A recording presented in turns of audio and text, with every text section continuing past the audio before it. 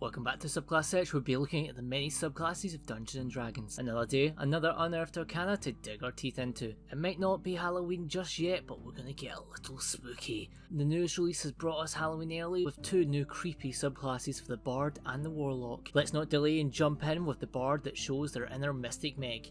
It's the College of Spirits. Other bards are known for telling grand fictitious tales or telling of their own great deeds. College and Spirits bards try to remember the past. Stories from the past contain such great ancient magic, and these bards reach beyond the veil of mortality to learn the tale from the past. However, taking a journey into the past has a cost. You don't always know who will reply back, so you could learn the fable of a mighty warrior who gave their life to protect the ones they love, or a cautionary tale of a demon that is waiting, lurking for a chance to rise again. Or you can learn about Chris. Chris.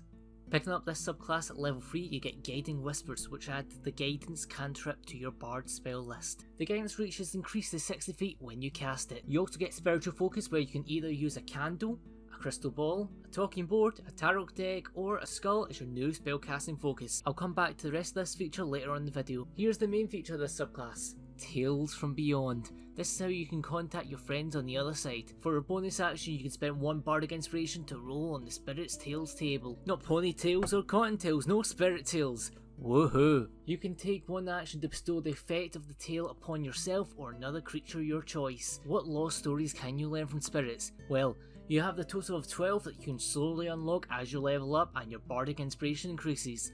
Those being... This is just pack tactics. Here's my story, why don't you hit an enemy instead of talking to a ghost? The power of friendship. Run away! Run away!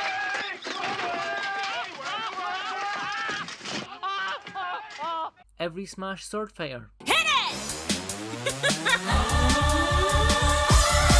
I need a hero! The Bard gets a charm ability once again. Ooh, I'm a spooky ghost. Someone out there is into this. Suffering from heartburn or indigestion? Try Dragon. This ability does more healing than my party's cleric. And finally... I didn't hear anything. Oh, I definitely heard someone.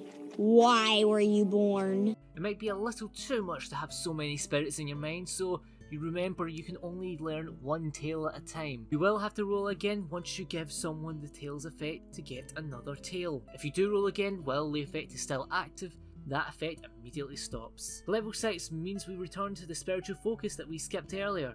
When we cast a spell that heals or causes damage, you just add a d6 to that. Spirit Session, which is a whole lot of text, is honestly a lot. Like, just to put it simply, you take an hour to sit around a table like a scripted supernatural show and learn a spell until your next long rest.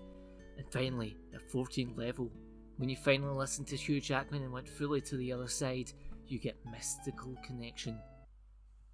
Instead of using a bardic inspiration die, you can just roll a d6 instead. Now we're done with the bard, let's look at the Warlock of Undying. I mean, the Warlock of Undead. These are just so much alike. You serve an entity of undeath. You serve a lich. Well, the patron learned to overcome death. It's the same. Both the same, thematically the same. You get a very old spooky sugar daddy who gives you spooky powers. When you make a pact with your undead,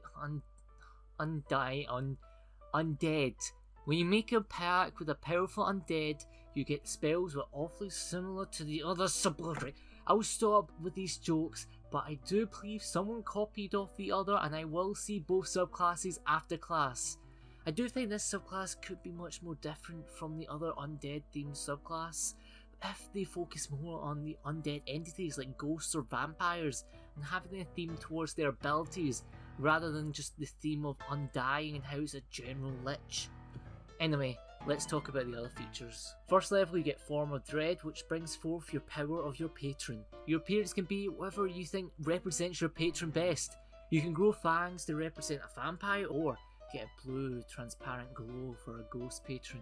You get temporary hit points and make people spooked when you are immune to the spooky for 1 minute. At 6th level, your patron has started you on a new diet. Now you don't drink, or eat, or breathe. You can also replace your attack damage with necrotic damage instead. Once you dedicate yourself more to your patron at 10th level, you have become more than your mortal husk. You become resistant to necrotic damage, and when in your form of dread, you're straight up immune. You also unlock the ability to explode. Where was I? Right. Let me explain. Once you hit 0 hit points, your body explodes and all creatures near you take damage. You come back at 1 hit points perfectly okay, but just a little tired. You can't do this feature again until you take a certain amount of long rests. And finally, once you survive up to 14th level, you unlock Spirit Projection. You can zip zap zop out your body as an action and leave that fleshy mistake of God for an hour. Your spirit and body comes resistant to bludgeoning, piercing and slashing damage. You don't need anything to cast conjuration or necromancy spells, and you can fly through walls. In your form of dread, you can even deal even more bad touch damage to creatures. When the hour is over, or you lose concentration, your spirit returns to your body, or your body teleports to your spirit. It's up to you. Even though it does say teleport, I do imagine your body just flowing up slightly and then rocketing to your location like a targeted missile. And with that, that's the end of the new Unearthed Arcana. Honestly, I'm not a big fan of this one. I love me bards, but this one just feels a bit I really hope they do improve, and even the Warlock could be like more themed towards vampiric. But anyway, thank you all for watching. If you want to see more, leave a like, subscribe and share this video. Hope you guys enjoyed this video, and I'll see you guys next time. And boop!